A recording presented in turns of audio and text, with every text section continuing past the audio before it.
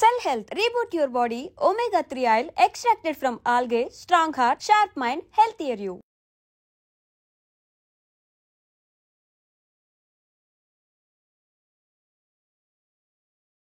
నమస్తే, welcome back to ID media. నేను మీ ఝాన్సీ. జనరల్గా మనం యాడ్స్ చూస్తూ ఉంటాము. చిన్నపిల్లలు ఆడుకుంటూ పడిపోయి వీక్గా ఎముకలు విరిగాయని, చెయ్యి ఫ్రాక్చర్ అయిందని చెప్పి యాడ్స్ చేస్తూ ఉంటారు. వెంటనే ఒక యాడ్, మీ పిల్లలకి ఎముకలు బలంగా కావాలా, ఈ పౌడర్స్ యూస్ చేయండి, ఆ పౌడర్స్ యూస్ చేయండి అని చెప్పి. మరి బోన్స్ స్ట్రాంగ్గా ఉండాలి పిల్లల్లో పెద్దవాళ్ళల్లో కూడా అన్నప్పుడు మనం ఎలాంటి ఫుడ్ తీసుకోవాలి? కేవలం ఐరన్ లోపం వల్ల మాత్రమే ఎముకలు బలహీనంగా మారుతాయా? చిన్నపిల్లలు కూడా మనం బలహీనమైన ఎముకల్ని చూస్తూ ఉంటాం. దీనికి సొల్యూషన్ ఏంటో తెలుసుకుందాం. ప్రస్తుతం అంతా ఉన్నారు 35 ఏళ్ల ఆయుర్వేద అనుభవం ఉన్న చిట్టిబొట్ల మధుసూదన్ శర్మ గారు, ఆయుర్వేద వైద్యులు. వారిని అడిగి స్ట్రాంగ్ బోన్స్ మనకి రావాలి అంటే ఏం చేయాలో తెలుసుకుందాం. నమస్తే సార్. నమస్తే. ఎలా ఉన్నారు సార్? బాగున్నానమ్మా, మీరు ఎలా ఉన్నారు? బాగున్నాను సార్. సో కొన్ని యాడ్స్ చూస్తుంటే ఏమనిపిస్తుంది అంటే, ఇంత సిల్లీగా ఉన్న వాటిని అసలు ప్రజలు ఎలా యాక్సెప్ట్ చేస్తున్నారు? మీ పిల్లాడు పడిపోయారా, ఈ డ్రింక్ ఇవ్వండి, తను బాగా ఎముకలు బలంగా ఉంటాయి. లేదు వీక్గా ఉన్నాడా, ఈ డ్రింక్ ఇవ్వండి, తను బాగా కండపుష్టి వస్తుంది, లేకపోతే చూడడానికి బాగుంటారు, ఆరోగ్యంగా ఉంటారు, చదువుల్లో ఫస్ట్ వస్తారు, వాళ్ళు అన్లెస్ తర్వాత కలెక్టర్లు అవుతారు, అలా చూపిస్తూ ఉంటారనమాట. అసలు మన ఫుడ్ హ్యాబిట్స్ ఎలా ఉండాలి, మన బోన్ స్ట్రెంత్ కోసం మనం ఎలాంటి ఫుడ్ కానీ లైఫ్ హ్యాబిట్స్ కానీ చేంజ్ చేసుకుంటే మంచిది అంటారు? ఎముకలు ఆరోగ్యంగా ఉండాలంటే చక్కటి పోషకాలు అవసరమా. ఎముకలకు మంచి పోషకాలను అందించినప్పుడు ఎముకలకు సంబంధించినటువంటి సమస్యలు, కీళ్ళకు సంబంధించినటువంటి సమస్యలు రావమ్మా.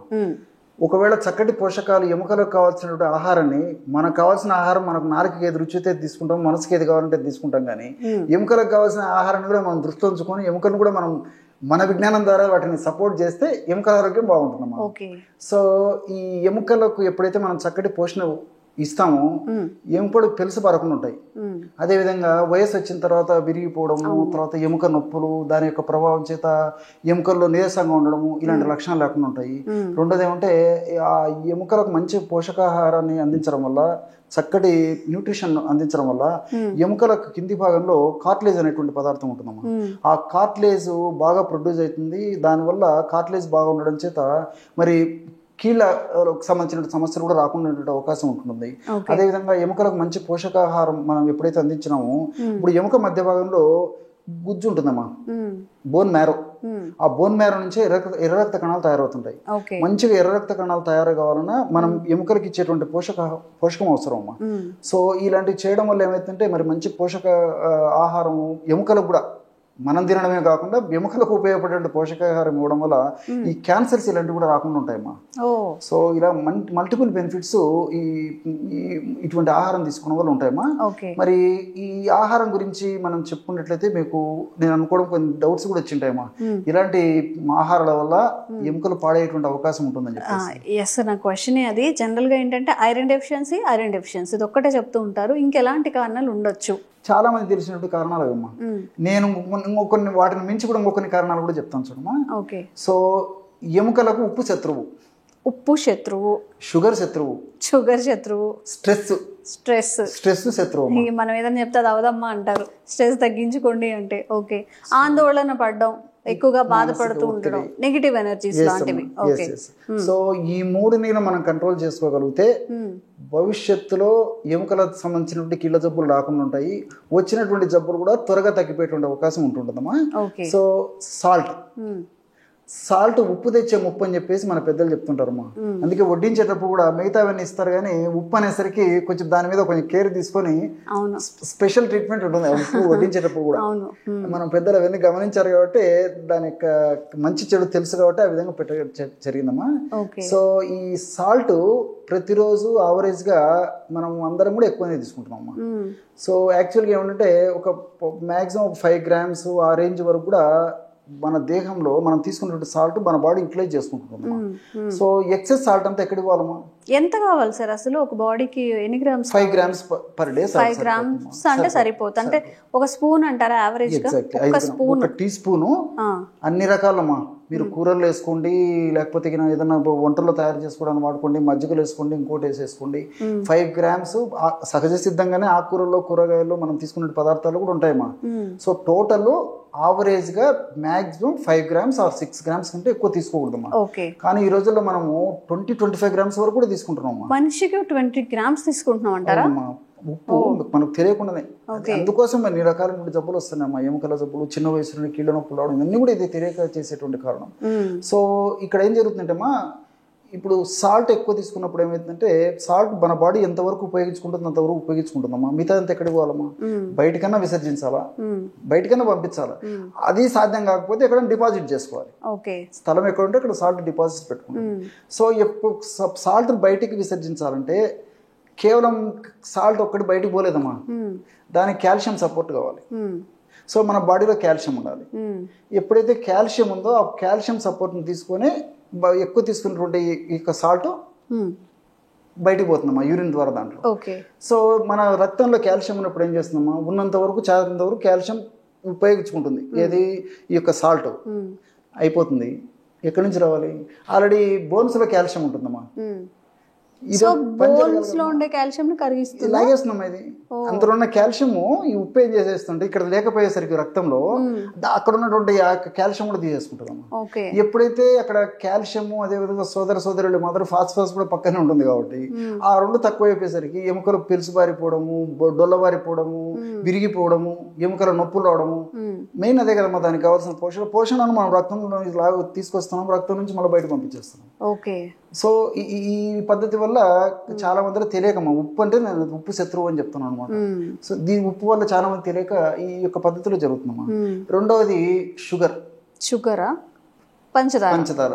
మీకు మళ్ళీ సందేహం వస్తుంది, పంచదారకు దానికి సంబంధం ఏంటి సార్ అని చెప్పేసి జనరల్గా వస్తుంటుందమ్మా. పంచదార కూడా మనం విపరీతంగా వాడుతున్నాం స్వీటు. సో తీసుకునే ఆహార పదార్థాల్లో, కాఫీలో, టీలో, పాలల్లో, లస్సీలలో, కూల్ డ్రింక్స్ లో, వాట్ నాట్ ఎల్స్ అమ్మా, బేకరీ ఫుడ్స్ లో, షుగర్స్. సో ఈ షుగర్స్ వల్ల ఇవన్నీ ఏం జరుగుతాయంటే నాలుక వరకు తీయగా ఉంటాయి, కానీ దేహంలోకి పోయిన తర్వాత ఆమ్ల గుణాలమ్మా.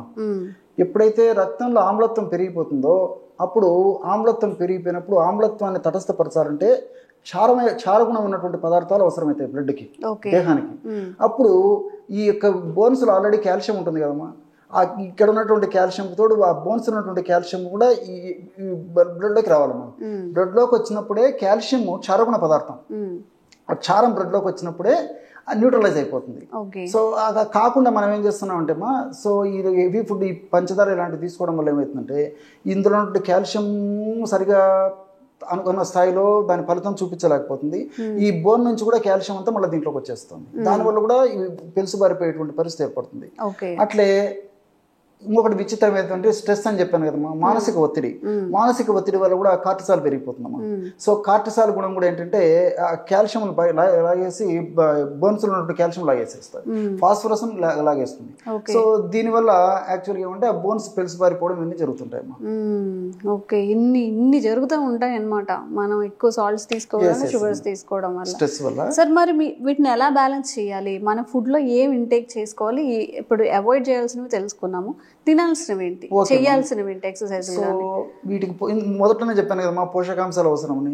సో కాల్షియం అవసరమే, ఫాస్ఫరస్ అవసరమే, తర్వాత వీటికి తోడు డి విటమిన్ అవసరము, కే విటమిన్ అవసరం. ఈ 4 ఉంటే ఎముకలు నిండు నురేళ్లు ఆరోగ్యంగా, దృఢంగా, పటిష్టంగా, బలీయంగా ఉంటాయమ్మా. మీరు చెప్పిన అన్నిట్లో డి విటమిన్ ఒకటి ఎండ ద్వారా వస్తుందని మాత్రమే తెలుసు. కే విటమిన్ ఎలా వస్తుంది, ఫాస్ఫరస్ ఎలా వస్తుంది, ఇవేమీ తెలియదు. ఫుడ్ ద్వారా తీసుకోవచ్చా మనం? ఫుడ్ ద్వారా తీసుకోవచ్చమ్మా, బయట నుంచి అవసరం ఉండదమ్మా. ఫాస్ఫరస్ అంటే కోకోనట్ వాటర్ లో ఉంటది, కొంచెం ఉంటుంది. కాల్షియం అనేసరికి చాలా మందికి పాలు గుర్తొస్తాయమ్మా. పాలు, కాల్షియం అంటే పాలు బ్లైండ్ గా మనకి వేరే ఆల్టర్నేటివ్ లేదు. దానికంటే 10 రెట్లు 12 రెట్లు వేరే పదార్థాలు చాలా ఉన్నాయమ్మా, చాలా మంది తెలియదు. నువ్వులు ఉన్నాయమ్మా. నువ్వులు ఇప్పుడు పాలల్లో 100 ml పాలల్లో ఇంచుమించు 125 milligrams కాల్షియం ఉంటే అదే 100 grams నువ్వుల్లో 1250 milligrams కాల్షియం ఉందమ్మా. నల్ల నువ్వులు కొద్దిగా తేడా ఉంటుంది, తెల్ల నువ్వులు ఇంకా బాగా ఇది రెండు ఏదైనా వాడుకోవచ్చు. సో కాల్షియం అంత. అదే ఫాస్ఫరస్ కూడా పాలలో పోల్చుకుంటే దీంట్లో ఫాస్ఫరస్ కూడా ఎక్కువ ఉంటుంది నువ్వుల్లో. కాబట్టి రోజు చిన్న వయసు నుంచి, చిన్న పిల్లల నుంచి రోజు మధ్యాహ్నం ఆహారం తర్వాత ఒక నువ్వుల మందులో ఉండమ్మా. రోజు పిల్లలకు అలవాటు చేసి పెద్దలు కూడా తీసుకోవడం వల్ల మరి ఎలాంటి ఎముకలకు సంబంధించిన జబ్బులు రావమ్మా. అది కాల్షియం ఫాస్ఫరస్ సంబంధించింది. సో రెండోది వచ్చేసి విటమిన్ డి. విటమిన్ డి మనకి ఏంటంటే తక్కువ పదార్థాల్లో దొరుకుతుందమ్మా. పాలలో కొద్దిగా ఉంటుంది, జున్నులో కొద్దిగా ఉంటుంది, పెరుగు, వెన్న, నెయ్యి వీటిల్లో కొద్ది గొప్ప ఉంటుంది. ఎక్కువగా ఉండేది పుట్టగొడుగులమ్మా. పుట్టగొడుగులు మష్రూమ్స్. సో మష్రూమ్స్ లో బాగుంటుంది. అందరం మష్రూమ్స్ తీసుకోలేము, అందుబాటులో లేవు.